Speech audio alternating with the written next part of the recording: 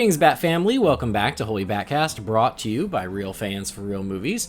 Make sure you visit our website, holybatcast.com, or find us on social media at Facebook, Instagram, Twitter, and YouTube. Just search for Holy BatCast. You will find us. If you love the show, you want to help support us, you can do that on Patreon. You can go to patreon.com/holybatcast. And as always, a big thank you to our patrons. You guys are awesome. Thanks for making our lives a little bit easier and for supporting the show. It really does mean a lot. We couldn't do without you. We're a proud part of the Real Fans Podcast Network. You can check out all those shows at rf4rm.com.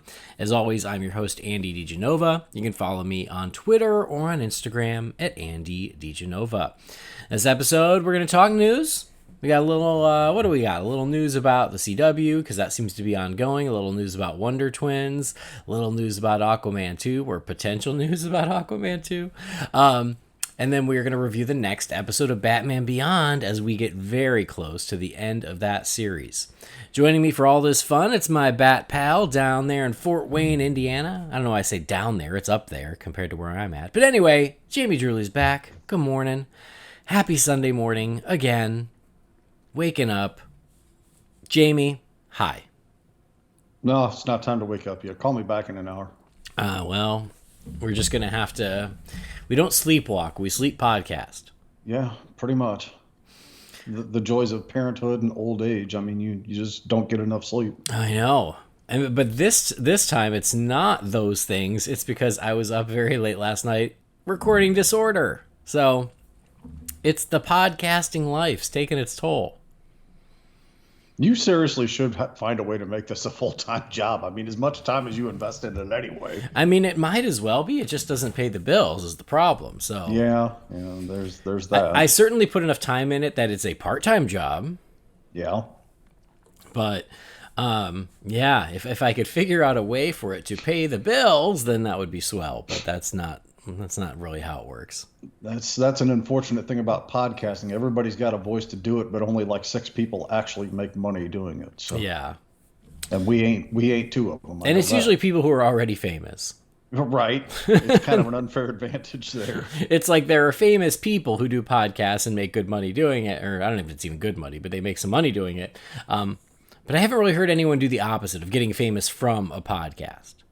It doesn't seem like it's a basis to launch yourself into stardom. No, ma'am.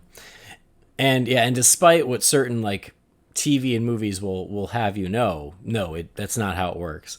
I don't know if I don't remember if I told you this. There was this hysterical, I think it was a Lifetime Christmas movie with Melissa Joan Hart where she was a world famous podcaster. Well, now we know they're in the realm of non-reality, don't we? Yeah, and the podcast was about holiday romance. And she was walking through the studio and her assistant was like, I mean, you have the #1 podcast in the world. It's like, yes, in the world. Everyone listens to this podcast about holiday romance. Sure. Well, and she only do one episode like a week. Could you imagine? Maybe we're not doing the right focal points for what we're recording. I'm doing it wrong. Maybe we should. Holiday romance. That's what we need to delve into. All right, that's it. I'm shutting everything else down. I'm starting that because if it can work for Melissa Joan Hart, it can work for me. Well, let's be real here. There's billions of movie and Batman podcasts out there. How many holiday romance podcasts are there? You know, you make a valid point. Hard to argue with that. So, anyway, what was my point? I don't even know. I do this too much. Well, your point was that we were going to start a fan club for Superman and Lois. Oh. I like when you finally catch up to stuff 2 years late. I just kept putting it off. Yeah, I'll get to it eventually. It's on the watch list, but it's like 8 down, and I keep adding stuff in front of it, and I got a lot of free time on my hands right now, and for some reason the other day I thought, I just finished another show. I don't even remember what it was now. And I thought, yeah, you know what? I guess everybody talks about that show. I'll watch it. And I sat down and watched like 5 episodes in 2 days. And let me tell you, that show's friggin' great. Yeah. Welcome to the party, pal. I'm late to get here, but I brought the chips and beer. But man, this show's good. I'm loving this show. Like the last 2 episodes, you keep bringing up Batman and Bill. It's like, yeah. Welcome to the conversation 5 years ago. Yeah, you know, I'm a procrastinator, but I do get around to things eventually. Better late than never. Right. But yeah, Superman and Lois is great. Although as we were talking about before we started, I still haven't watched season 2 because I'm waiting for it to pop up on HBO Max or to go on sale. Just because the CW app is a real pain in the patukas, and I don't feel like dealing with it. I don't care for that app in the least, and that's actually a majority chunk of the reason why I stopped keeping up with CW shows after I cut the cord is I can't abide that app in the least. So by the time it hits Netflix or HBO Max or whatever, I'm 25 episodes behind on 3 different shows, and I'm just like, nah, it's not worth the effort. Yep. Not because I don't like those shows, it's just there's other things I have to do with my time, like watch Superman and Lois. Yeah, well, good. I'm glad you finally made the leap, and I'm glad you're enjoying it. It is really good. And Young Justice. I'm in full swing with Young Justice. Apparently, in our little pre-mic conversation here, I'm apparently ahead of you by a couple episodes now. So yeah. I think I'm on like episode 16 of season 4, something like that. So I'm getting there, but yeah, I pretty much only do like 1 or 2 episodes a weekend because I do it usually with my morning coffee on Saturday or Sunday. And plus, I'm like, I like to space it out. I like to make it last. No, I can appreciate that. I think I'm on episode 21 or 22 now. So, and there's 23 on HBO Max now, and I think there's going to be 26 total if I remember correctly. Yeah, that sounds right.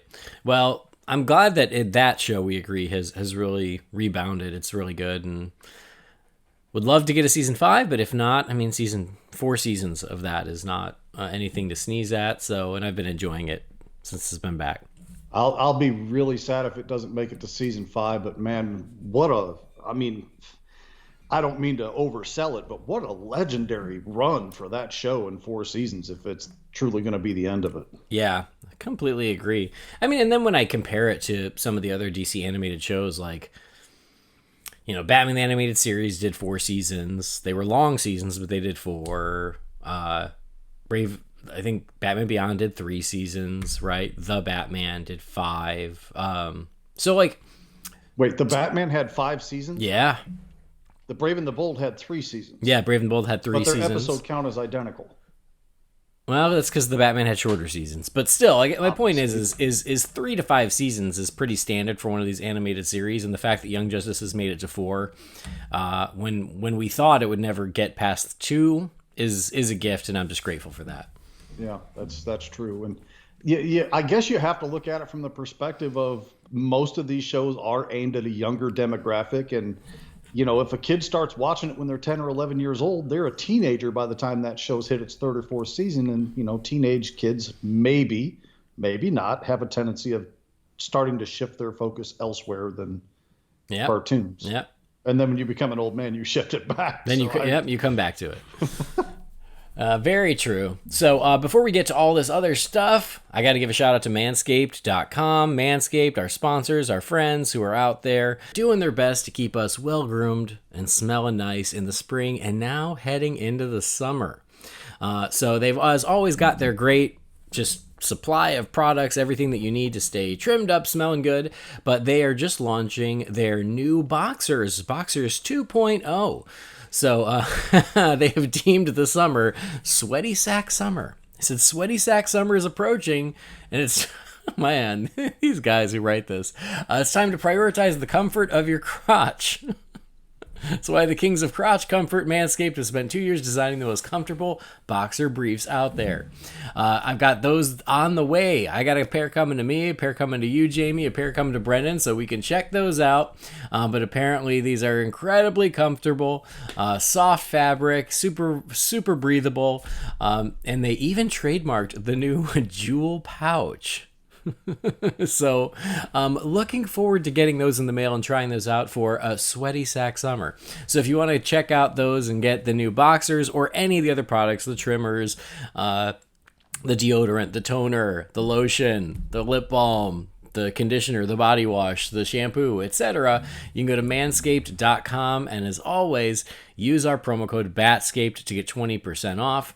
We would certainly appreciate that. And I got to tell you, I don't know, you probably know this, but me and Catherine, we are avid watchers of RuPaul's Drag Race.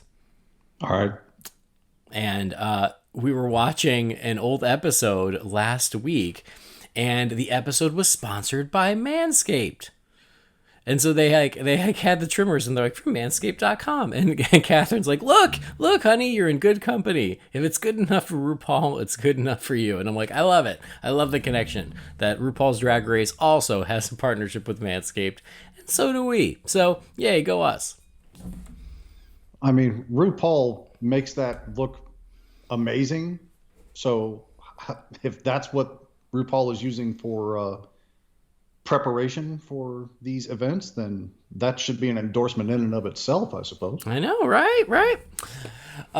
So anyway, I'm looking forward to get my new pair of boxers. I can't tell you how much I love them just yet because they haven't arrived yet, but it sounds good. The fact that they are looking ways to improve their boxers, their last boxers were great.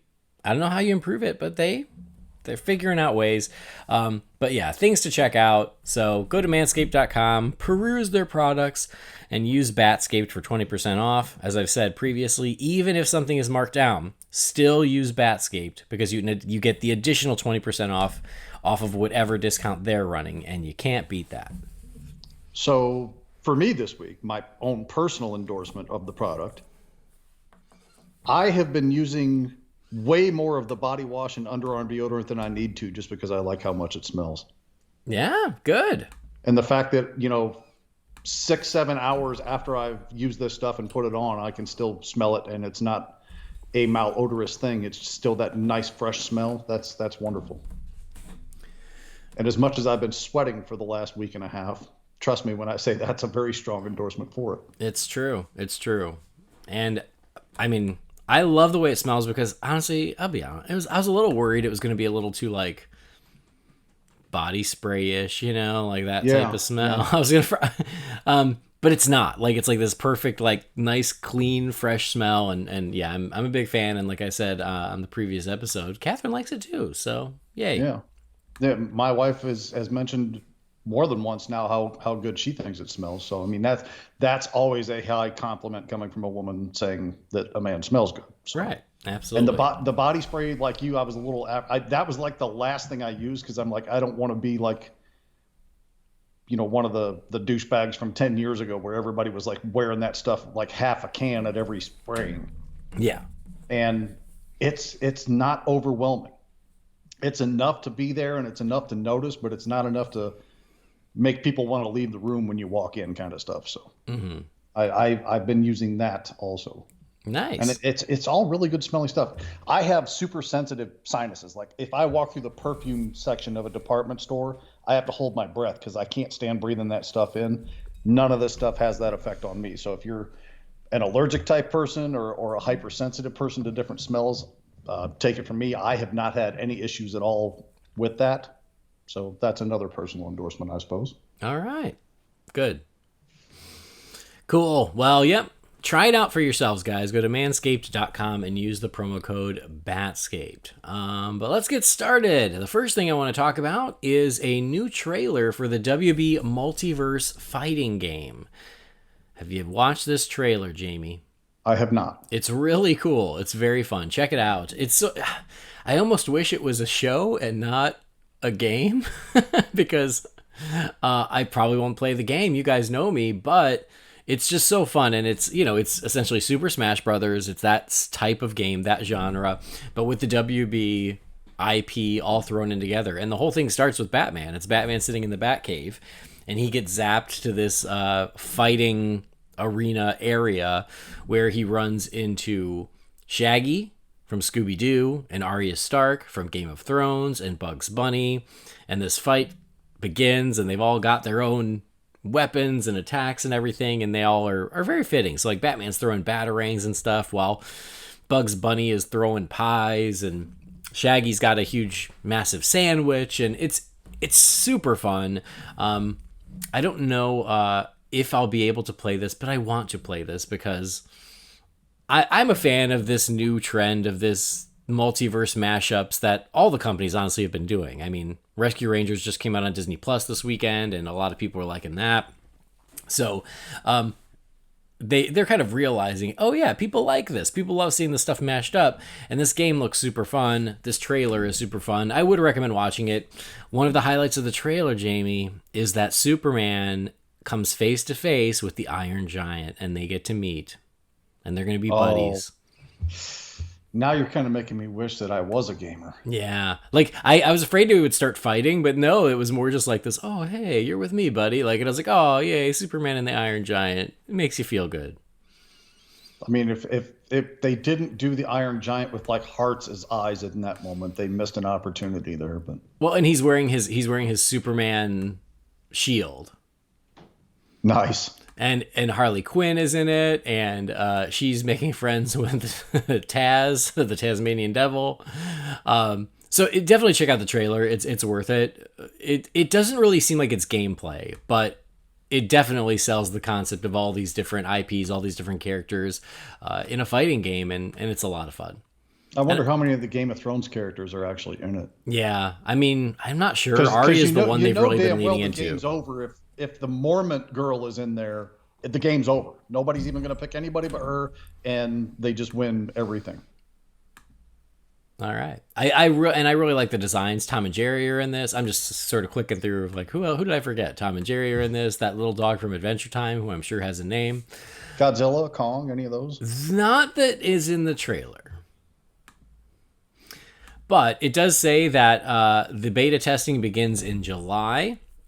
And then here is the log line. Multiverse is an all-new free-to-play platform fighter video game with an ever-expanding cast of iconic characters and legendary universes. Multiverse will feature multiple online modes, including team-based, 2 versus 2 format, 1 versus 1 matches, and 4-player free-for-all, along with upcoming content-filled seasons. So this certainly seems like these are the characters at launch, but they can always add more as they go. That truly sounds fascinating. I mean, again, it's not that I don't love video games. I do indeed love video games. It's just I don't have the time, and once I start doing it, I don't have the willpower to stop, and I can't. I just cannot. But this makes me wish I did. Mm-hmm. It looks fun. So anyway, for the gamers out there, that is coming. There will be beta testing this summer. I don't know how you get part of that, but if you're into it, I'm sure you can figure it out. Also, something else that's coming up that we got another glimpse into and a little more info about is the Batwheels animated series. So I shared this on Twitter. They released like a poster of Batwheels with all the different vehicles and with Batman, Robin, and Batgirl in the background. And there's some additional cast members. So Gina Rodriguez will be Catwoman, and Zolo Mariduena, I don't know if I'm saying his last name right, he's from Cobra Kai. He's going to be Blue Beetle, of course. He'll be Mr. Freeze's vehicle, Snowy the Snowcrawler.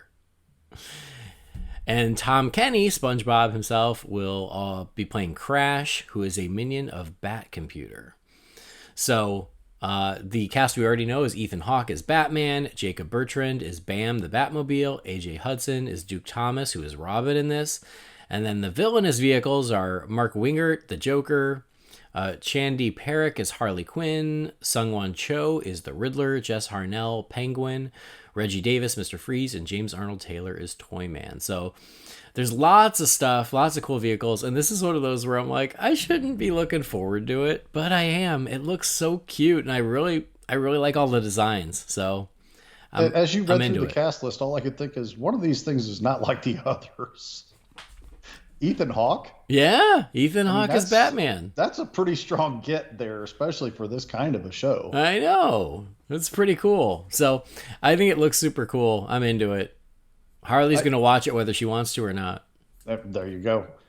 And you know what? It kind of looks like, the Cars universe style, which I don't mind. I mean, that's fitting enough for what they seem to be doing here. I've seen this show take a little bit of flack this week. Oh, really? Yeah.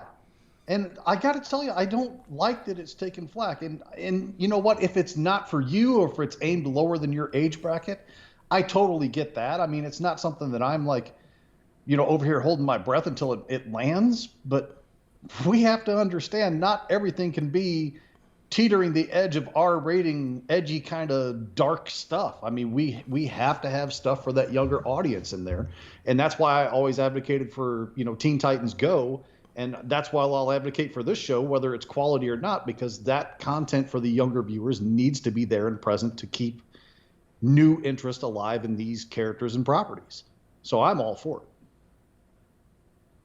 Yeah, I agree. I mean, and yeah, like, who's it hurting? Right. I mean, if it's not for you or not aimed at you, I mean, there's plenty of other content out there to keep you occupied and satisfied. Yeah. Give the 5 and 6-year-olds a shot here, guys. Come on. Exactly. Yeah. I feel exactly the same way. It's like, if it's not for you, there's plenty of stuff that it might be more your speed, but I think it looks super cute, and I'm gonna watch it.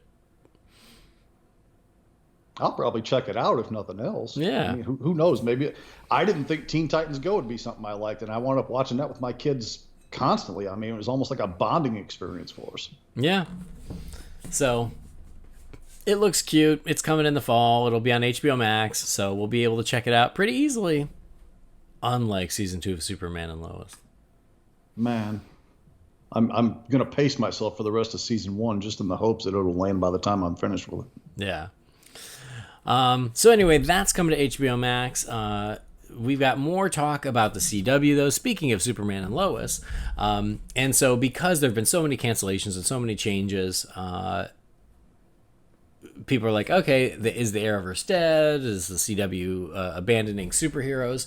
And so the CW chairman and CEO, Mark Pedowitz, he did release a statement about this. And here's what he said about their work in the DC universe. He says, for the CW DC universe, we have Gotham Knights, so we are staying in the superhero business. We're staying with Greg Berlanti, who has masterminded creatively the new DC universe. This was in Deadline. He said that the lineup is not as robust as we were in years past, but we started with one, which was Arrow 10 years ago, and we have now moved on to create a whole bunch of superheroes, and we're proud of it. We plan to stay in this business no matter what the outcomes is in the event of a sale or no sale. I think the Warner side realizes the value of having these properties up. DC Comics realizes the value of what it does for their marketability in terms of what these franchises are. Legends created a whole new life for characters that may have not have even existed or used. They have not seen the light of day. They had not seen the light of day. We've brought enormous value to DC and Warner Brothers in terms of the realization of the universe that Greg Berlanti and his team have created. And he said that there's no decision has been made as to whether or not the 9th season of The Flash will be the last. Oh, I thought it was, but okay. So maybe that's kind of on hold until the official word comes of a sale or not. Yeah, it could be. Perhaps. Because I imagine it's still a draw for the people that watch those shows. Right. So, I mean, that's fine that's what he said, but at the same time, there's very little that's left over, so it's like, okay, sure. I mean, I guess there's Gotham Knights, there's still Superman and Lois, and there's still Stargirl, and then maybe The Flash, which is still, I guess that's still potentially 4 shows, which is not nothing. I mean, that's over half a week's worth of content in a season, so yeah, that works. So I guess that's fair enough.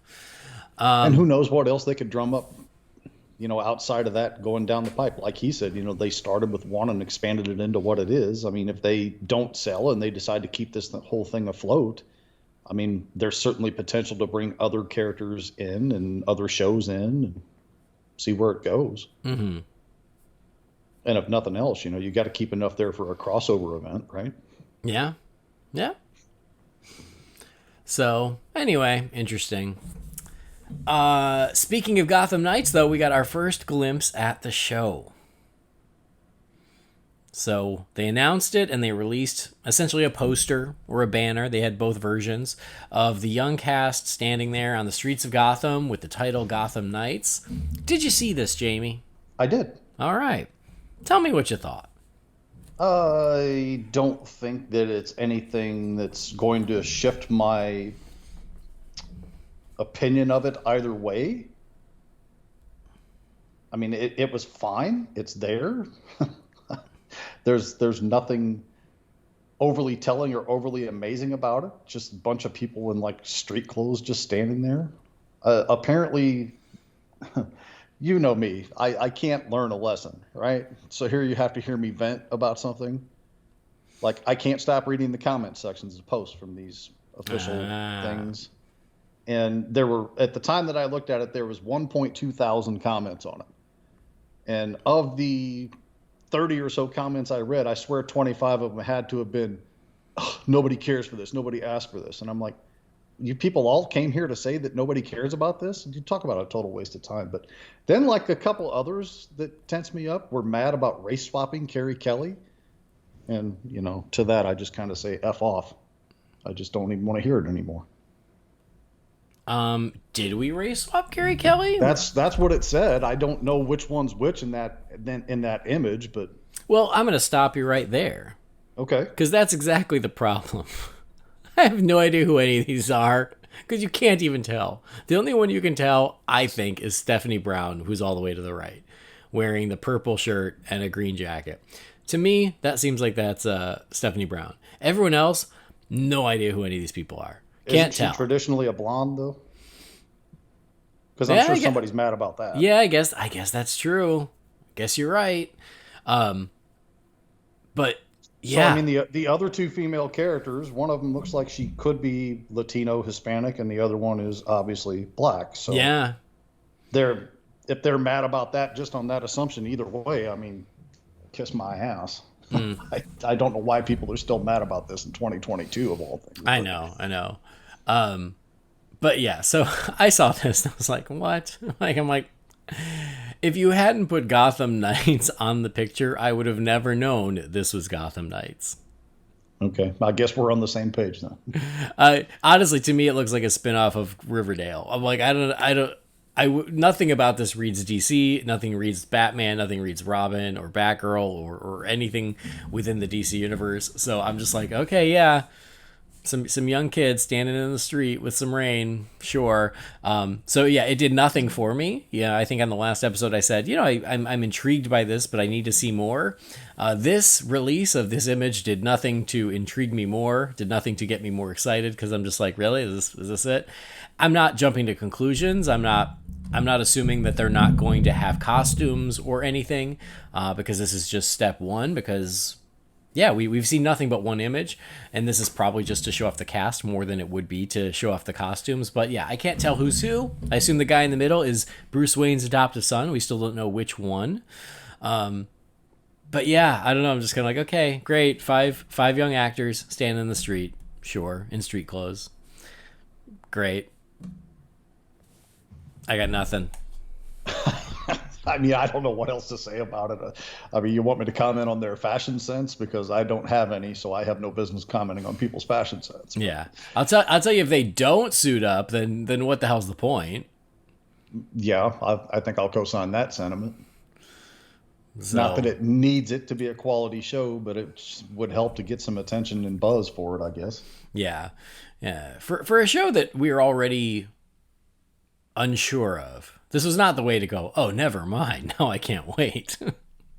I mean, does it feel like they haven't even designed costumes yet, and that's why they did this for some kind of promotion? Maybe. Yeah. Are they trying to be sly about it because the costumes are just too cool to share? That seems very unlikely. Because what gets people the most excited? They released that Batwoman image, and what were we doing, all foaming at the mouth? Even people that didn't like CW shows were like, yeah, that looks pretty good. Yeah. So. Or that first Robin image from Titans. Remember that? Right. Like, holy crap. So it seems to me that that's the better way to go to get hype circling before the show even gets rolling. But, what do I know? They don't pay me for opinions. No. So this right now it's doing nothing for me. I'm happy to have my mind changed later. Yeah, that's just it. But anyway, more young superheroes from the DC universe, and it turns out there are a couple other young superheroes we will not be seeing in their own movie. So we talked about this recently, about the rumor that the Wonder Twins movie has been canceled. That now appears to be confirmed. So I'll give credit to the scoopers who put it out there in the first place, because I said, I take everything with a grain of salt until I hear it for real. But this time it seems that they were right. Because this report actually came from... it was in one of the Was it Variety? Yeah, something like that. Seems to me the header I read on was Variety, but I could be wrong. Yeah. So it was rumored that the film is dead, and it seems like now that is the case. So David Zaslav, who is the new Warner Brothers Discovery CEO, it seems like he is the one who canceled it. There's some info about him in the Wall Street Journal. It says they're moving away from a streaming focus to more theatrical releases. He wants to increase the annual theatrical slate to 20 to 25 films. And for Wonder Twins, he said $75 million was too high a budget for streaming only. So they wanted to, I think he said that, again, the report said that he wants to cap streaming only stuff at about $35 million. And they said that they're finding that the theatrical films that come to HBO Max are performing better than the streaming premieres. So like the Batman, after it came to HBO Max after 6 weeks, it's still doing great. And so it seems like that is more of a priority for them. Well, I mean, I can see where he's coming from that. And obviously his business sense with this sort of thing is stronger and more experienced than mine. But which DC movie did they release as a streaming only thing that wasn't doing well enough to justify a $75 million budget? Nothing yet. I mean, you see my point. Yeah. We're basing this on them releasing maybe some other things that aren't doing as well, that don't have a brand recognition carried with them. No, that's true. Like they haven't even tried one yet to really see what the effect is. I think that's a great point. And I would say look at the Peacemaker numbers, because yes, that's a show and not a movie, but we talked about that when we reviewed that season, is how each episode seemed to get more and more buzz, and a lot of people were watching it. I've got to believe that drove people to HBO Max, but I also do understand the rationale. When you're talking about a $75 million movie, you are talking about a theatrical level film. Like that is it's a moderate budget in this day and age, but it is not a low budget. And if you're investing that much money into a production of a film, yeah, I think you do take it theatrically. So I do understand that, of being like, listen, if it is a streaming only movie, $35 million, like that does make sense to me just from a business perspective. But if you're going to invest the 75 or more, go theatrical. I understand why for Wonder Twins, maybe they're like, I don't know if we want to go theatrical. I would obviously go to the theater to see it, but maybe they consider that too risky. But I mean, this is why Blue Beetle is now apparently going to theaters, and now the strong rumors are Batgirl will as well. Which I'm perfectly fine with.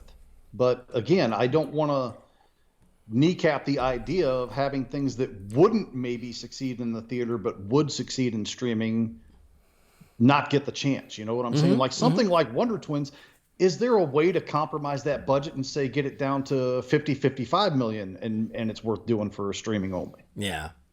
Like there has to be some flexibility where it's not like, you know, he's okay with 35 million but not 36 million for something that would be a success. You know what I'm saying here? Like, yeah, I think a Wonder Twins movie with a $55 million budget has a better shot of doing something than like a romantic comedy that's going to have like a $40 million budget or something like that. You know, I don't want the short-sightedness to cost us content here. Yeah. And I certainly appreciate everything going theatrical, because obviously that's, you know, better business sense and more money potential for them. And, you know, people are obviously basically at this point full steam going back to the movie theaters. I'm less resistant to it now, but I'm certainly not in the level that I was where I was going to the theater at least once a week. Mm-hmm. But I don't know. I'm kind of upset about it. Like, not because I'm like this huge Wonder Twins fan, but it's like, it's unique. Again, when you have the chance to do something unique in this superhero frontier where everything seems to start to feel a little bit the same at some point, DC, Marvel, or otherwise, it just, for the chance to do something that is unique and different, I'm just sad that we're not going to get the opportunity to see it now. No, theatrical streaming or whatever. Yeah, I mean, if you go back to when there was casting, I was really looking forward to this movie. I was really excited about it. So I'm very bummed that it's not going to happen. And I have mixed feelings because I agree with you. Like, take the risk on streaming for something that's a big, high profile DC property and see how it performs before you just decide that's not going to work. But again, a $75 million budget that's a theatrical level budget. So Sure, I can see that side too. However, some of the things that came out about this report did not inspire a lot of confidence in Zaslav. He seems very bottom line oriented, and I know it's show business, but at the same time, that can't be the only motivator. I mean, that can be very frustrating. So I guess he put them on the, he drug them over the coals about the last Clint Eastwood movie, about it. Like, why'd you guys pay this much for a Clint Eastwood movie and it made no money? And they're like, well, because he's one of our guys and he's done so much for us over the years, and he's always come in on budget and on time. And I guess Zaslav didn't like that, and he's like, doesn't matter. This isn't about friendship, it's show business. That's just it. I mean, business sense or not, does Warner Brothers not owe Clint Eastwood the respect and opportunity to do something how he wants to do it, whether it's a gamble or not at this point? Right. And you've got to take some gambles, because that's the stuff that breaks out. You could make an argument that Clint Eastwood helped make Warner Brothers what they are as a studio, as an actor and as a director. Mm-hmm. I mean, going all the way back to the early 1970s with the Dirty Harry movies until now. I mean, let that cat do what he wants to do. You know what I'm saying? Give him carte blanche almost. I mean, it's not like he's out here cranking out $200 million special effects movies. Right. So, I mean, that part probably it tenses me up a little bit. And again, I understand it's a business, but I mean, you also have to have some flexibility in what you do. Like, this Clint Eastwood movie maybe didn't make any money, but maybe his last 5 did. Right. Or 3 of his last 5 or something like that. Is Zaslav going to shut down Christopher Nolan because Tenet tanked? Well, I seriously doubt it. Well, Christopher Nolan's relationship with WB is now tenuous anyway, but okay, but you follow my point. Yes. It's but yeah, that's just it. It's like if that was how you thought, you wouldn't have gotten something like a Gran Torino, which was a surprise hit, stuff like that. It's like, sometimes you just have to support a project because you believe in it and you believe that in the talent involved, and you hope that because the project is quality that it will find its audience. And that doesn't always happen, but you also can't only go with sure things because there's no such thing. Right. I mean, going to the other side of the fence, Iron Man was a hell of a gamble. Mm-hmm. Guardians of the Galaxy, I mean, a lot of us speculated maybe Marvel's going to trip themselves up with this. I mean, who's asking for a Guardians of the Galaxy movie? Who knows who any of these characters are? Some of the most diehard comic book fans I know don't have any idea who most, if any, of these characters are. And look where we're at with that now, Yeah. You just have to have an open mind and a willingness to take a risk within reason. And even, backing up to the streaming thing, I mean, if you go on HBO Max, it has the popular movies right now as you've kind of scrolled down a little bit. Mm-hmm. Zack Snyder's Justice League was on that list for months after its release. Mm-hmm. Right now, since its re-release onto HBO Max, The Suicide Squad has been on that list consistently every time I sign in there. And obviously Justice League is its own animal with how it did in the theatrical release and whatnot. The Suicide Squad was not a box office dynamo, but when it hit streaming, everybody got some real interest in these, or at least in the fact that people are obviously watching it more than once or something along those lines. And again, I don't know where that plays into revenues for a movie being in that budget territory for streaming, but it's got to have some value is kind of what I'm getting at. Yeah. I'm a little concerned based on this report, honestly. A lot of fans were hoping that Zaslav will come in and clean house and sort of be this savior for DC content. I'm not so confident that that's going to be the case, especially based on this, and not Wonder Twins only. Again, I do understand the rationale for Wonder Twins, as disappointed as I might be, but yeah, it just seems to be his attitude about projects in general. It's a little concerning, and we'll see how it plays out. I'm still going to hope for the best, but I'm not Yeah. Right now, it doesn't sound great. I mean, if he goes and looks at the track record of the last few, is he really going to be ready to lean on the button to get a $200 million Superman movie off the ground? Mm-hmm. With or without Cavill, either way. Superman, you're not doing Superman for south of 150.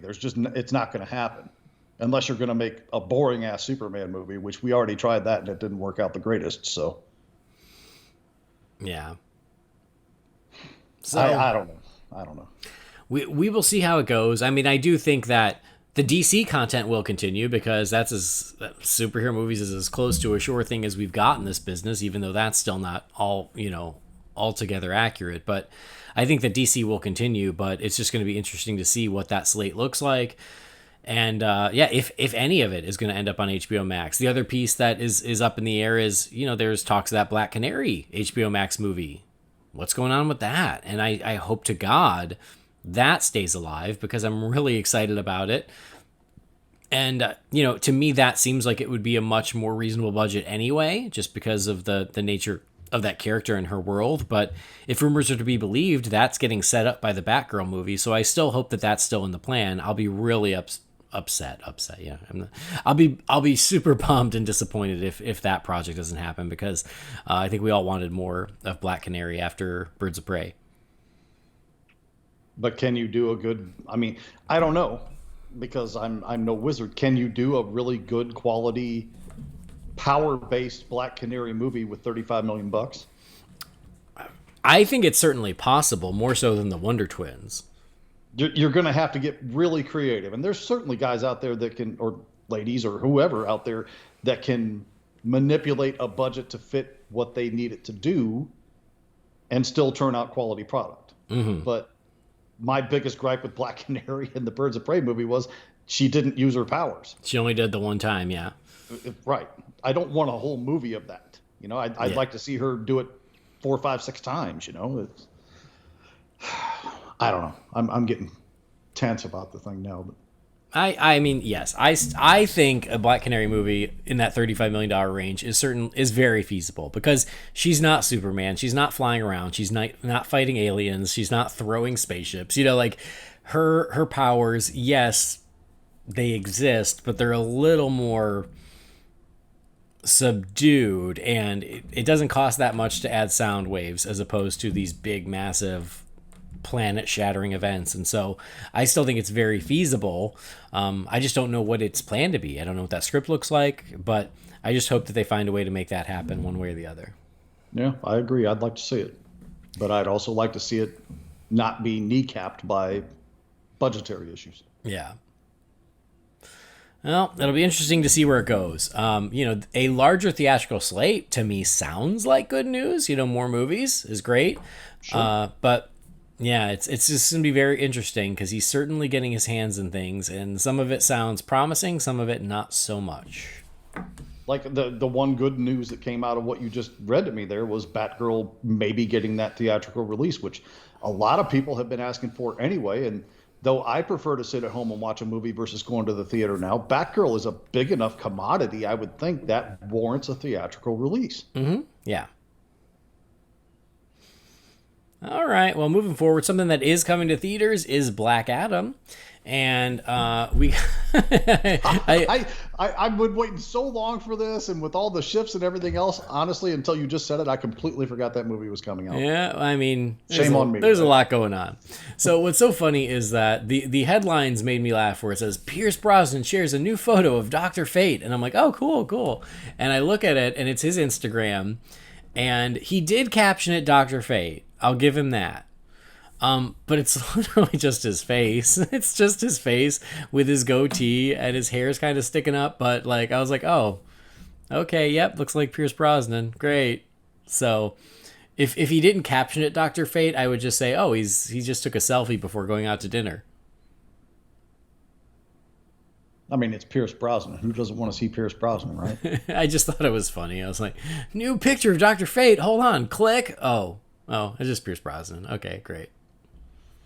I mean, that's a good looking cat there. I mean, who doesn't want to see? I'm not saying he's not. I'm just Like my, saying. my wife isn't one of those to fawn over how guys look or anything, but like every time she sees Pierce Brosnan, you can just see she sits up a little straighter in her chair. You know what I'm saying? Yeah. So, anyway, that movie's still coming. Something else that is coming, and it's time to loop back around on this little gem, and that is Aquaman 2.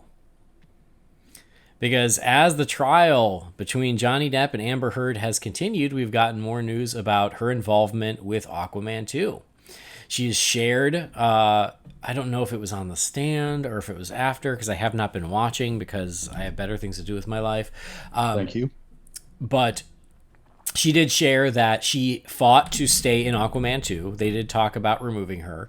And her agent said it was not because of the controversy, but it was because of her chemistry or lack of chemistry with Jason Momoa. But she fought to stay in the film. And she said that, yeah, her career is suffering because of all this drama. And she said that she fought to stay in the film, and then she would, the studio kind of went quiet about her involvement with the film. And then every time she'd get an updated script, her part would get smaller and smaller and smaller. And that does seem to support the rumor we heard that she's only going to be in the film for 10 minutes or less. And so she has also been released from her contract for Aquaman. And the latest rumor is that they might just edit her out completely. Not replace, but just remove the character? That's the rumor. Take that rumor with a grain of salt. But if she's truly in the film as little as what we have heard, it seems like that is certainly possible. And now that the contract is null and void, there's really no reason to stop it. And it does help them essentially avoid the controversy of marketing the film, of being like, oh yeah, and Amber Heard's in it too. And that's going to be a talking point. So that is the latest. What's your take on this? I'm not getting into any commentary about Heard and Depp because I think that's more than a one-way street there. But I will say removing Mera from Aquaman just because of her is kind of disappointing because I think that's a great character. And I think recasting makes more sense than elimination of the character from the story.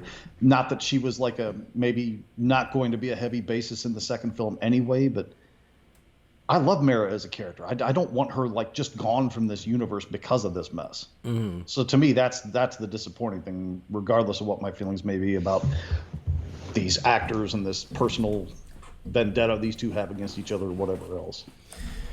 Yeah, honestly, you and I are very much on the same page here.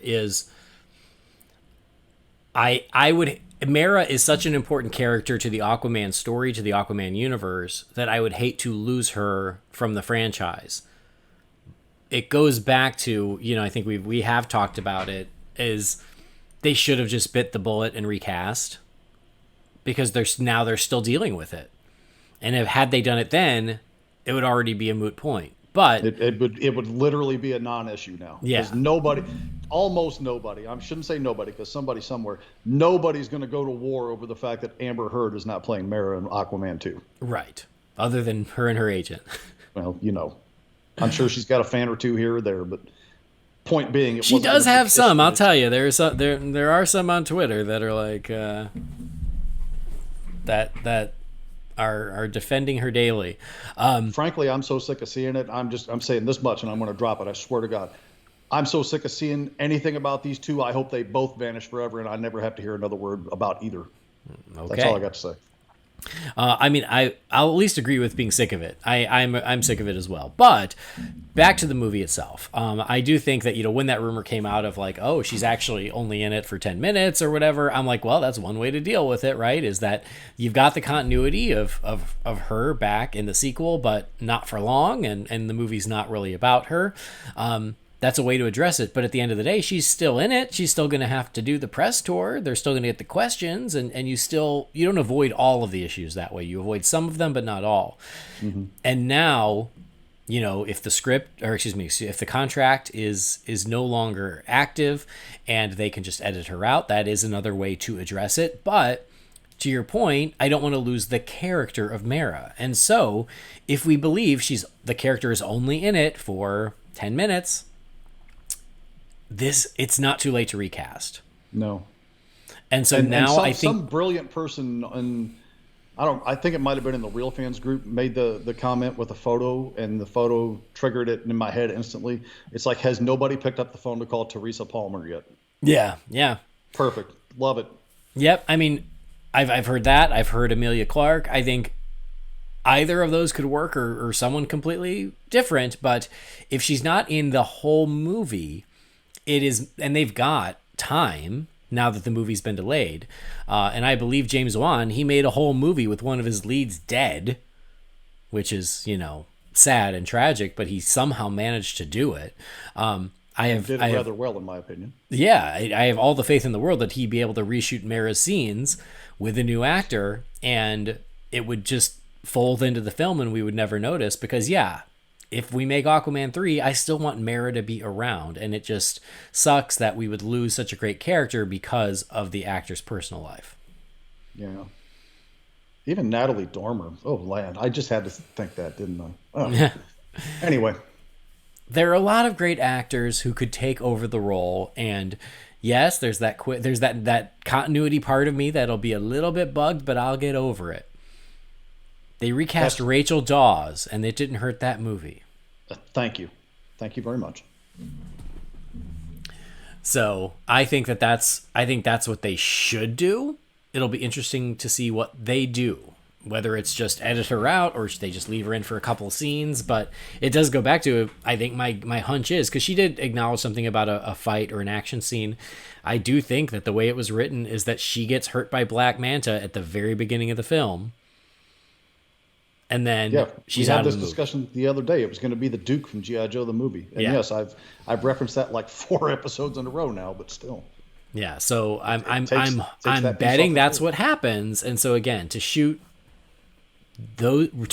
those type of scenes, and especially to have as much time as they do, it's not too late.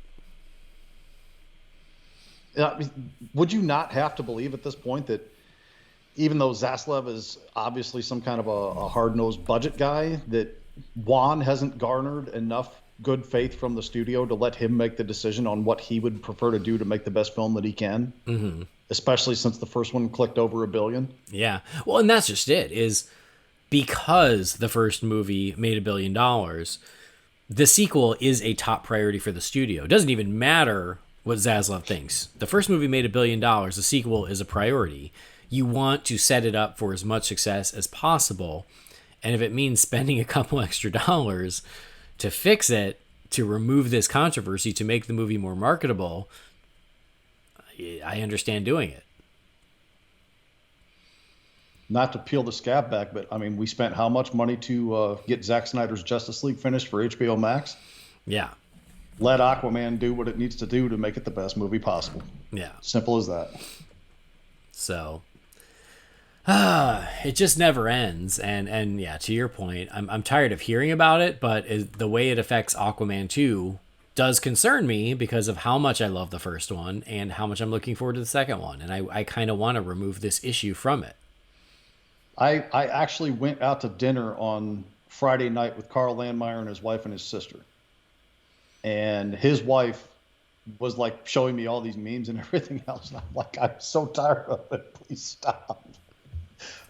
She's like, I love Johnny Depp so much. I'm like, cool. I got other things to talk about. All right. Well, we shall see, but if I were in charge, that's what I would do. Same. Call Teresa Palmer or Emilia Clarke, get them in the red wig, and let's just do it. Pay Amber Heard and just never talk to her again. Because my brain can't let go of things once it finds them. Now I'm just going to be sad and heartbroken when it's not Natalie Dormer. Oh. She should still be Poison Ivy. She should be everything. Like every female DC character from here on should just be her. All right. Well, there you go. That's what we got for news. Ugh. All right. We have watched the next Batman Beyond. 2 episodes to go. But after we talk about what? The penultimate episode. Yes, right? Exactly. So here we go. Let's talk about the next episode of Batman Beyond.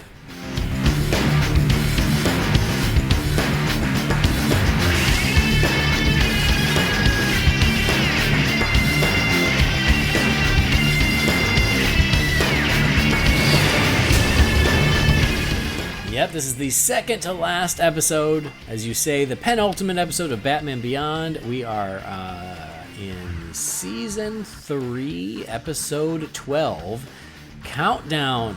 The story is by Rich Fogel and Paul Dini, and this one is directed by Kyung-won Lim, aired on April 7th of 2001. We get the return of a few characters to New Gotham. We get Zeta. Remember him, the robot that Terry helped free, and he went off to have adventures of his own, apparently in a spin-off that I still have no memory of existing, but apparently there was a spin-off with him. But he's back. He runs into Mad Stan, who we haven't seen since, God, one of the very first episodes. And I feel like he's been showing up here and there. Yeah. Like he's one of the more consistent, but usually like a secondary character. Like he doesn't seem to be often the main villain focus, but like he shows up to give a little bit of chaos here and there. Yes. So Zeta has his friend, and they're on the run. His friend Ro, they're on the run from the federal government, and at the same time, they run into Mad Stan. Mad Stan thinks that they're just like some innocent victim of the government because Mad Stan has all these conspiracy theories. So he saves Zeta, but then he realizes that Zeta, there's more to him. So now he thinks Zeta is essentially a mole, and he attaches a bomb to Zeta's back and releases him as a way to get back at everyone. And so now Zeta is out there trying to find his friend. Ro has teamed up with Batman to find Zeta, and the countdown is as this bomb ticks away. They only have so much time to find Zeta before he ends up hurting someone inadvertently. They run into the Jokers multiple times in there. They go and they do find Mad Stan, and I thought this was was very smart. I've never really seen this before, where Mad Stan knew they were coming for him, and so he tranquilized himself so they would not even be able to try to get information out of him. I was like, that's kind of clever. He left a video being like, yeah, sorry, I took sleeping pills. You won't even be able to wake me up to ask me a thing. Sorry. Best of luck. I was like, that's kind of smart, because like at that point, it's not like, oh, we can beat it out of him or we can scare it. Like there's literally nothing you can do. I was like, oh, I'm surprised more movies and TV haven't used that. But yeah, Matt Stan, he's just going to sleep through it. But they run out. They manage to find Zeta, get rid of the bomb before he hurts anyone. And they pull a little switcheroo where Batman switches places with Zeta so Zeta can escape the government. And so he and Ro go off for further adventures. And Batman knows that he's been able to help Zeta. So what did you think of Countdown, Jamie? I'm going to start with my positives of the episode. Mad Stan. It's a weird character, but Henry Rollins, bless him, is like one of the most fascinating human beings on earth ever. Like, check out his Henry and Heidi podcast, any of his spoken word stuff. Like, the guy is absolutely mesmerizing when you hear him talk. So anytime he shows up in a movie or a voice or any of that sort of thing, I usually sit up and take notice because I respect him and just love Henry Rollins to death. And they did the trope of like the big, strong, muscle-bound, borderline violent, psychotic guy that has the tiny little dog that he absolutely loves. Mm-hmm. I don't know why that trope is funny to me, but it is. And that's pretty much where I run out of nice things with this episode. It's sort of, first of all, it's another bizarre choice, and it feels kind of discombobulated throughout the episode. Like there's just a lot of weird, random like stuff going on that's trying to focus on a main story that just doesn't make a terribly strong amount of sense to me. I don't know. I guess it's kind of par for the course. It just doesn't trip my trigger in many ways other than Henry Rollins being involved in the episode. Okay. I really liked this one. Okay. That's cool. Like Zeta, cool that they brought a previous character back, but I frankly just don't care about Zeta as a character. So Well, Maybe and on that's me. what's funny is I don't even disagree with that. Like I wasn't the biggest fan of Zeta. I wasn't even that big of a fan of Mad Stan. But I think what I liked about it is this is one of those episodes where they were able to bring back a lot of different elements from a lot of different episodes throughout the show and weave them together into one cohesive story that I found really interesting. I really liked it. I loved seeing the Jokers back in this episode and the last episode. I feel like it had been so long since we'd seen the Jokers. And so being able to like play with a lot of these pieces that have been left out on the table over the 3 seasons, I thought was really cool. I liked the story. I liked mashing up Mad Stan with Zeta. I wouldn't have expected it, but for me it worked. Again, I kind of liked Mad Stan's plan. And to your point, he'd always just been almost like quick cameos throughout the series. And so to give him a starring role finally in the very end here, I thought was cool. Yeah, I was pleasantly surprised with this one. I thought it was really fun and I enjoyed it. And I know I've said it in the past, but it's another one that when I was watching it on HBO Max, the remastered version, the animation just looked gorgeous in it. So I was very happy with this one. Okay. It worked for me. I'm glad it worked for you. I feel like Zeta's head got a makeover, though. Didn't his head used to have more, wasn't it more like irregularly shaped with kind of like these little forks at the top? And I honestly care so little about Zeta, I don't even really remember what Zeta looked like prior to this. So, yeah. I don't know. Okay. I mean, I guess there's nothing like overly bad about the episode. I didn't find very many things about the episode compelling enough to care. Like you know what? I watched the episode yesterday afternoon and I've probably forgotten 25% of the episode already. Mm. Which again, maybe that's on me versus the show, but it just didn't hold my interest very well, honestly. All right. Well, and yeah, I mean, for me, taking 2 characters I didn't really care about, Zeta and Mad Stan, and putting them together, and it somehow, for me, working very naturally, I think that goes a long way. So, all right, well, that's okay. We're on opposite ends, but I dug it. What letter grade would you give it? C. Oh, all right. I'm at like an A-. Okay. Thought it was a really good one. You do you, man. Yeah. I was watching it because honestly, when I saw the description last week and it was like Zeta returns, I was like, oh, okay. And then I watched it and I was like, oh, it's actually really good. And I kind of feel like that's Paul Dini's influence because I feel like he's just really good at stuff like that. So, all right, a C and A-. Pretty big spread there, but that's okay. I can't even accuse you of just trying to one up me there. So no, I was literally watching it, being like, "Oh, good! I'm glad that we're getting some good episodes towards the end here." And then you're like, "Nope." I'm like, "Oh, okay, never mind. It's just me." all right. I'm sure Brendan loved it. I don't know. Brendan probably gave it a D-. No, I bet he loved it. I think he gives it an A+. He's ducking this show like an SOB right now. Yep. He's always got an excuse. And then he gives me a 2-paragraph diatribe of why we should do what he wants us to do next. And I'm like, boy, listen to yourself. Yeah. He was like, my bias aside, here's why I'm so biased and you should do what I say. Yeah, sure, Jan. I hope he hates Brave and the Bold, and I hope that's what we do next. I'm just saying. Well, we are going to have to put it out there and see what we're doing next after Batman Beyond because we're so close. I do feel like we should probably do epilogue here instead of waiting for Justice League because who knows when we'll ever do Justice League. Yeah, that's probably pretty fair. And I think the listeners want us to do epilogue. So epilogue is sort of the series finale of Batman Beyond anyway. So I feel like we could do that. I mean, is it out of the good idea territory that if it's like a slow news week next week to just do Unmasked and epilogue together and just kind of have it be like a dedicated closer to the series? We could. I'm open to it. Okay. And keep that in mind, depending, and we'll see how the next week goes.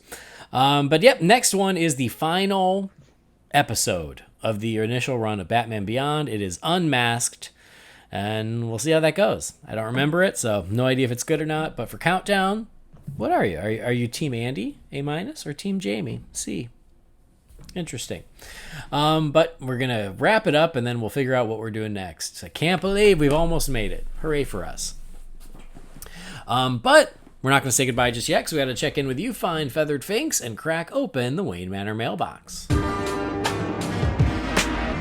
It's time again for the Wayne Manor mailbox. You've got mail. Darren. What is a letter for me? Maybe temporary. She wrote a letter. You're one hell of a messenger. Sizzle, Master Wayne. Oakley dokley. First message here is good old Stuart from Guernsey. It says, hey guys, I can't remember where I saw this interview, but it was from the last couple of years where George Perez said that creating the new Teen Titans has given him a constant significant income due to the animated shows and the live action show and character appearances. So it seems that he, and I assume Marv, are some of the rare occasions where creators got a good deal with their characters that they created. But that makes it even better is that they said he didn't need all the money that he earns from it, so he has donated a large amount of it to charity. I'll see if I can come across the interview and send it to you guys. Anyway, I'm halfway through this week's show, which is great. Hope you're doing well, Stuart. Thanks, Stuart. And that's great to hear. I gotta love that. And we talked a little bit about that, about creators' rights and being compensated for their work. And I know that George and Marv certainly did not seem bitter at all, or do not seem bitter, in the case of Marv, who's still around, about Teen Titans. So yeah, I guess they're compensated well, and that's great to hear that George Perez, as we've heard, is such a good dude that not only has he been living on that income, but he also has just donated a lot of it because he felt like he doesn't need it. That just seems like the kind of guy he is by all accounts and reports I've heard. Yeah, absolutely. So thanks, Stuart. His wife was rolling in that fat Disney dollar too, oh my God, dude. So much money being a character. Let me tell you. And I think those guys might have been some of the first to really benefit from awareness of, creator rights and royalties and stuff like that, because, they were really came into their own in kind of the early to mid 80s, and obviously creative rights being a huge deal by the early 1990s with the formation of Image Studios. That it feels like they just might have been the first ones to really reap those benefits. Yeah, for sure. Obviously Bob Kane and whatnot aside. I mean, he made more, versus the comics themselves, just kind of as his own personality after the fact. But yeah. Well, and I was going to say this on the last episode, but the conversation sort of went a different way. But the time I met Marv Wolfman was at Comic-Con, San Diego Comic-Con, and I was just walking the floor, and he was literally taking photos of the Teen Titans Go display. And I was like, oh, Mr. Wolfman, hello, nice to meet you. Sorry to bother you, but could we take a picture? And he goes, oh yeah, absolutely. In just a minute, I got to finish taking pictures of all this stuff. So he finished taking photos of all the Teen Titans Go stuff before he stopped to take a picture with me. So he was definitely super into the fact that Teen Titans Go was such a big deal and that his babies have continued to live on.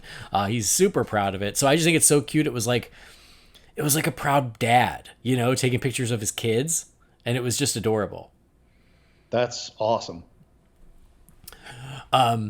All right, let's move forward. Next message is from Matthew Harriage. It says, hello, guys. Jamie said that he didn't read the Wonder Woman comics from the 80s that were talked about in the previous episode regarding George Perez.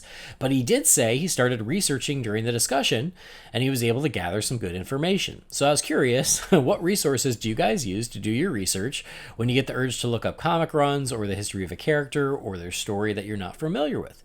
Some of the few I use don't seem to get updated properly. Thanks, Matthew. Good question. I know how I do my research, Jamie. How do you do yours? Well, in the case of last week, it was basically Google search, because, we all use Google for everything now, right? And there were a few articles from some different places, comic book resources, a couple places whose names were obscure enough that I honestly at this point don't even remember. But they were like the top 10 or top 15 runs done by George Perez, George Perez contributions, things like that were what I found. And then with the list of characters that he was involved in the creating of or significant involvement with, that was actually a Wikipedia page I pulled that off of. Mm-hmm. Yeah, I know. There's no secret. I start with Google and I type in whatever I want. Cobra, DC Comics, like when we were talking about the Cobra episode from Batman Beyond last week. That's what I typed in Cobra with a K, DC Comics, and I saw what came up. And I explored some of those links and where they took me to. There is a DC wiki, which I think is very helpful if you're talking DC specifically. But yeah, honestly, so much of my research, I just get that way of like seeing what articles have been written over the years by Googling it and just following that trail and seeing where it leads me. A lot of it is Wikipedia, but like I said, there's a lot of DC wikis as well that are helpful. So there's no great secret. It's mostly dedicating the time to explore and see what info's out there. I figure if you're doing a search and you wind up in some obscure blog corner somewhere, but the reference that you pull and store in your mental image from that page lines up with, say, 2 or 3 other ones that say kind of the same things, it's probably relative and useful information. Is kind of where I look at it from. For sure.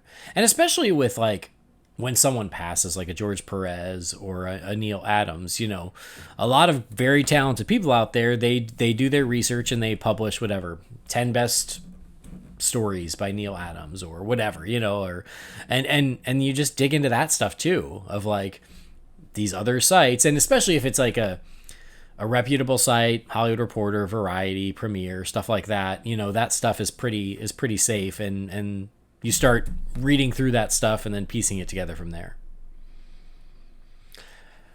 All right, next message is from James Mullins. He says, "Greetings, fellas." He said, "Unsolicited video game news? Doth mine ears deceive me?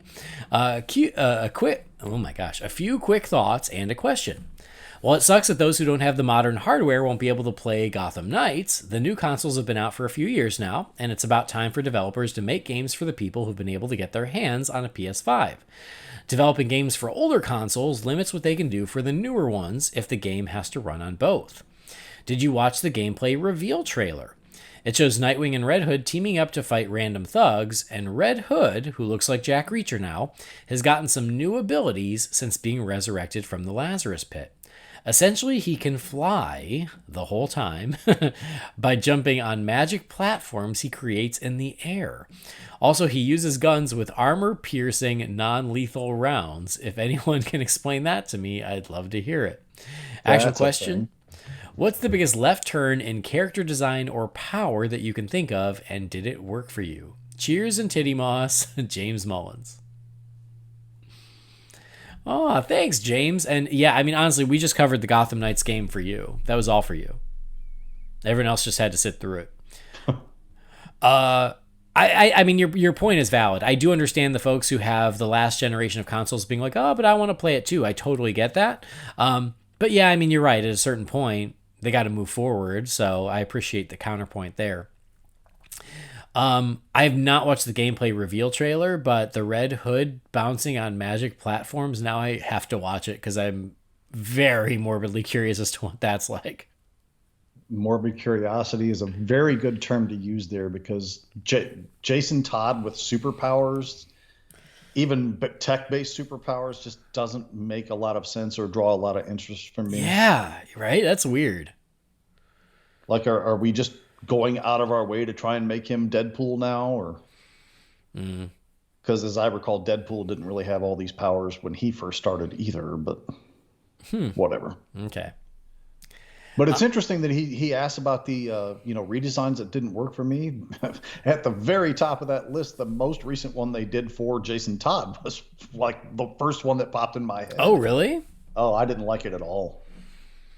Like the sleeveless hoodie with the crowbar and the baton or sword on the crossed over on the back. I mean, it just... Yeah. I didn't think there was anything wrong with the Red Hood design before that, so maybe that's why I'm like, why fix it if it ain't broke, sort of thing. Yeah. I didn't care for that at all. Yeah. No, that's interesting. Left turns as far as designs or powers. You know what I thought of is, you remember Superman Red and Superman Blue? Vaguely. Oh, that was a left turn, where he basically became like electrified, and there was 2 of him. And yes. It was very bizarre. I always knew it wasn't going to last, but did it work for me? No, I don't think it did. And since you're bringing up Red Hood, I thought of Asbats from Nightfall. Or I guess it would have been Nightfall. Yeah. Asbats. Again, as a temporary thing, it's kind of fun. It's so 90s, but like, I'm really glad that didn't become Batman because it was just too much. Oh, I mean, since we're in that conversation, does Super Heavy qualify there? Yeah. Because I never got into that in the least, but so yeah, that's a weird one. How about the Riddler in the Batman? yeah, How about that? Does that count? yeah, I guess. I'll tell you this. Going to the other side of the street, a lot of people still like the movie of Days of Future Past. I don't like it. No. And part of it is because it's like Kitty Pryde, already determined. She can become intangible. She can walk through walls. And then in Days of Future Past, she also can send your brain back in time for some reason, for no reason whatsoever. I was like, what? There's not even any sort of internal logic to this. It's just, oh, the girl who can walk through walls can now send your brain back in time. And I'm like, that just doesn't make any effing sense. So for anybody out there who hasn't heard me rant about it before, Kitty Pryde, Shadowcat, Sprite, whatever you want to call her, from whatever era you know her from. I mean, even now in the more modern era, I believe she's even going by Catherine Pryde because she's grown up, right? Oh. Yeah. She is not only my favorite X-Men character, she's my favorite Marvel character and easily one of my top 10, maybe even tickling top 5 overall characters of all time. I love Kitty Pryde. So anytime somebody decides they want to get to fooling with Kitty Pryde, I immediately get a little tense about it. So please let me co-sign the thing about Days of Future Past with you. Okay. And before anyone writes in, yeah, but this was their way of including her because she's the one who originally went back in time. Yeah, I know. But find a way to incorporate her in a way that makes more sense than her being able to zap Logan's brain into the past. When X-Men 3 gives me the best on-screen Kitty Pryde I've seen outside of an animated format, I guess that's saying something, right? Yeah, it is. That is saying something. And then just to come back to DC, I've said this in the past. I did not like it when the Joker's face was ripped off and then like stitched back on. I did not like that at all. I mean, even worse than that, we had to endure the Joker's daughter through that mess. Oh too. My God, yeah. The Joker's horrible daughter. Character. Horrible. I think I told you this a couple of years ago. Catherine bought me this board game, and it was it's called Batman Talisman. And it's a very cool board game, and you play as the villains, and you're like going through Arkham. And you're actually playing against Batman. But the Joker's daughter is one of the villains you can play as. And I'm like, well, we know when this game was made because it was such a very specific moment in time where they were trying to make Joker's daughter a thing. I think that character came and went very quickly, in the span of a year or two. But it was a fun game. It was also a very complicated game. So one of these days we'll try it again. But too many of the Batman games are a little too complicated. Yeah, is what I find. The Batman the Animated Series board game is really fun. Is it? It's a little complicated, but it's not as bad as Talisman, and it's really fun. There was a game that came out about the same time as Almost Got 'Em that I was like, maybe I'm not going to play this as much as I think I'm going to. So I want to retry Almost Got 'Em because I have now played another game called Secret Hitler. Have you ever heard of it? No. It is so fun, and now that I have played and understand how to play Secret Hitler, which is also there's also another version of that game called Werewolf, and it's the same game.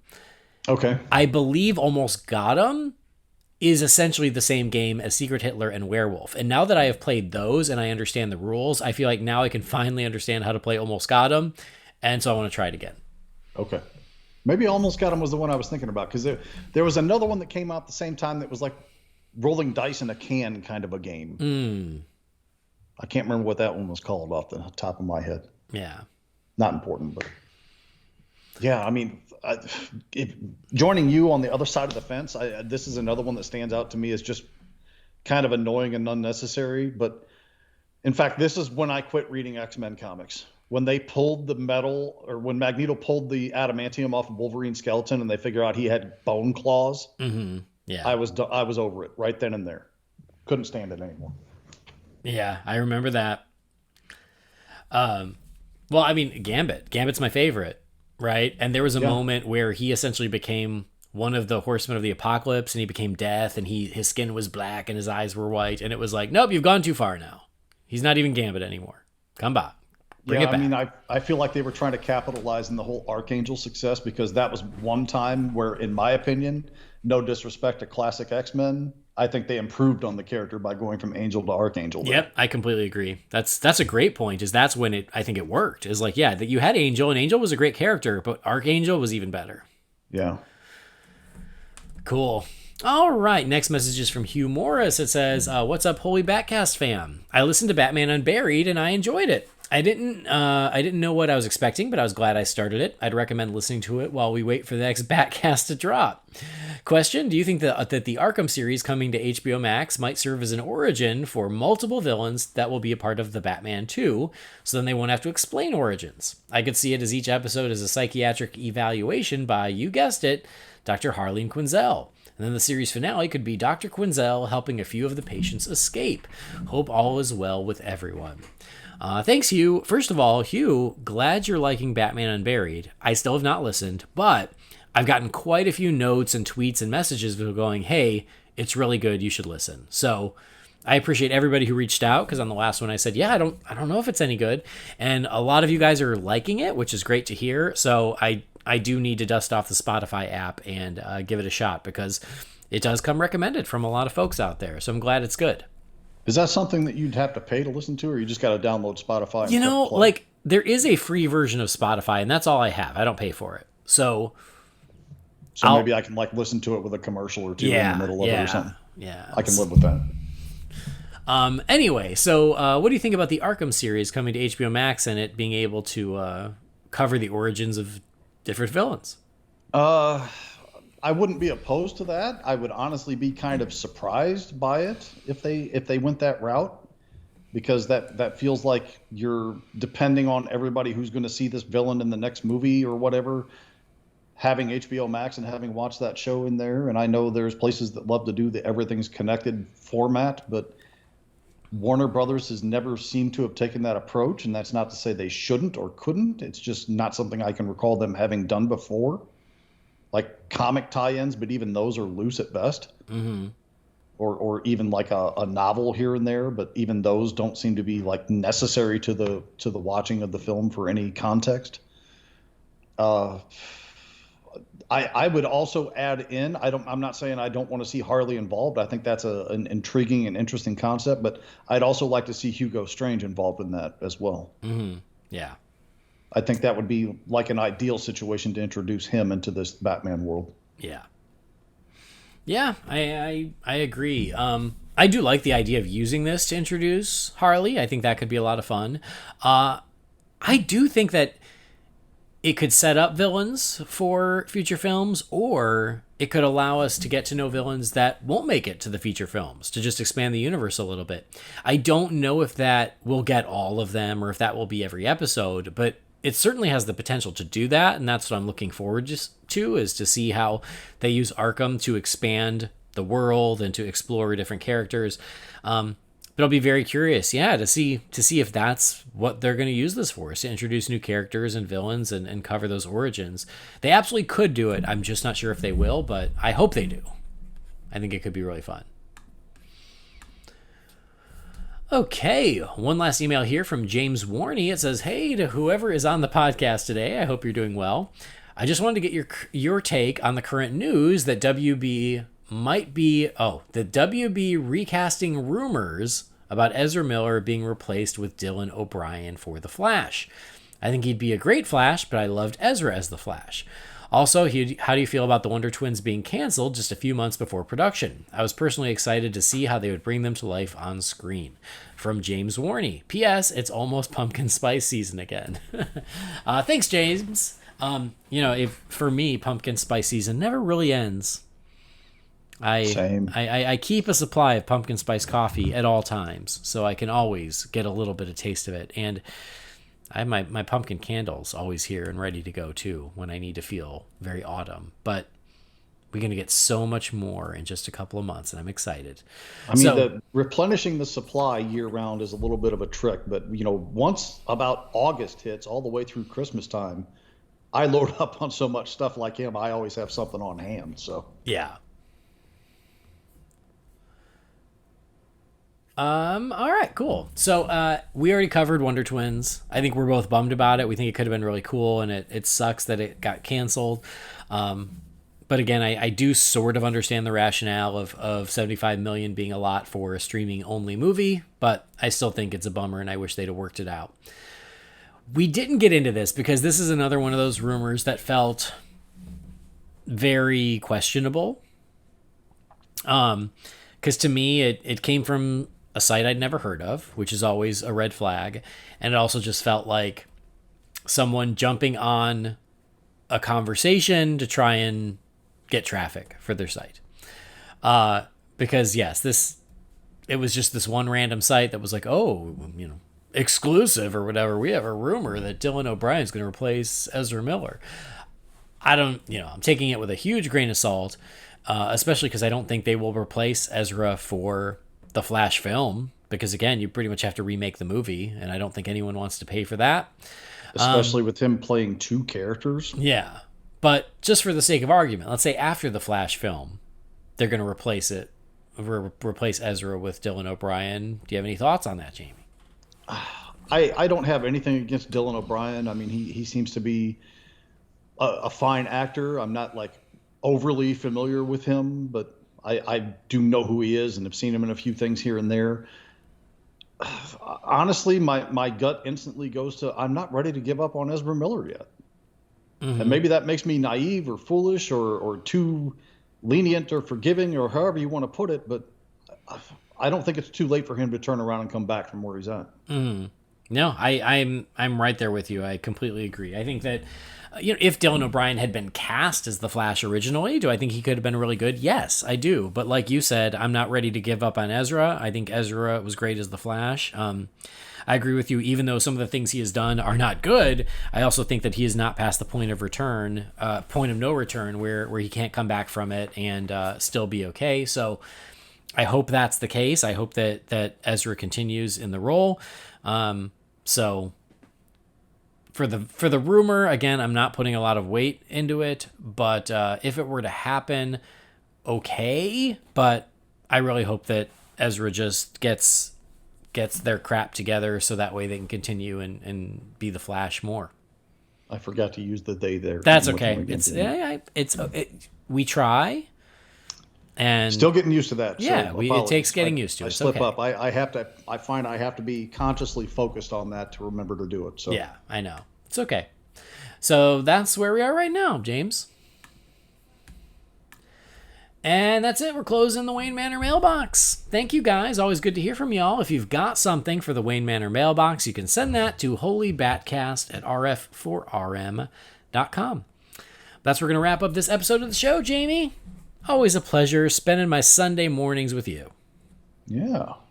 It was a good time. Yes. Nice, easy Sunday morning. Now I get to go change a tire on a car.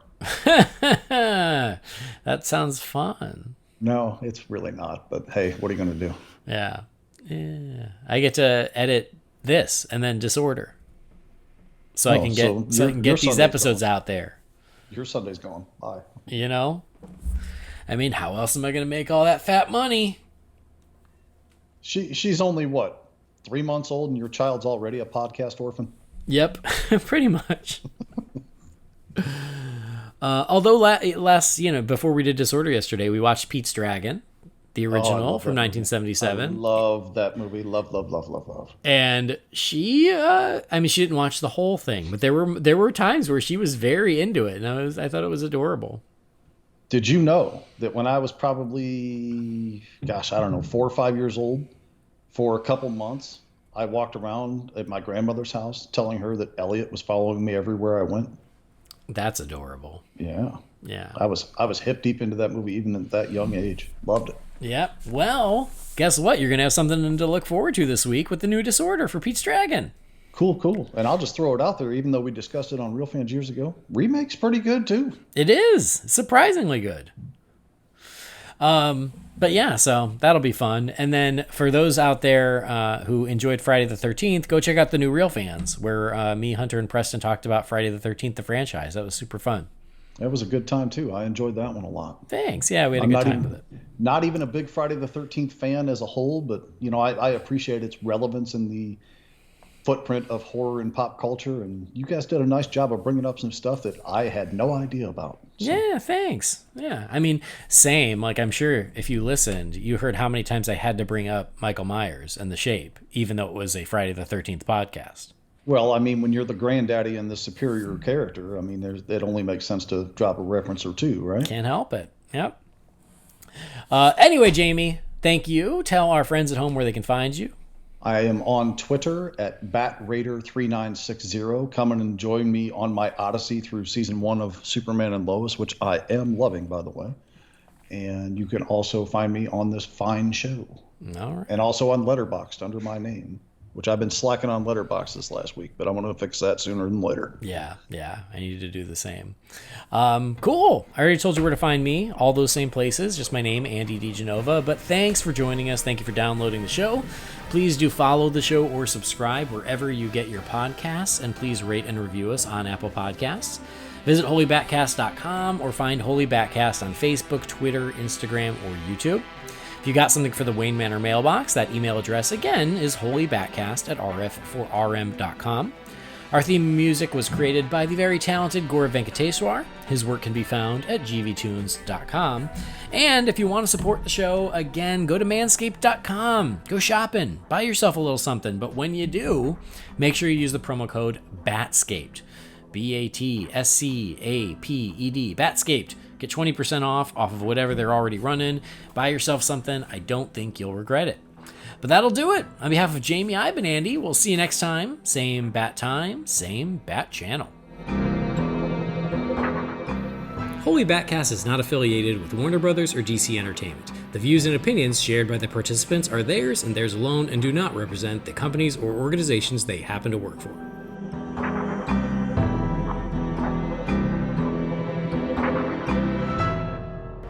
Computer, what's my location? Computer! Hey, dude! What's going on here?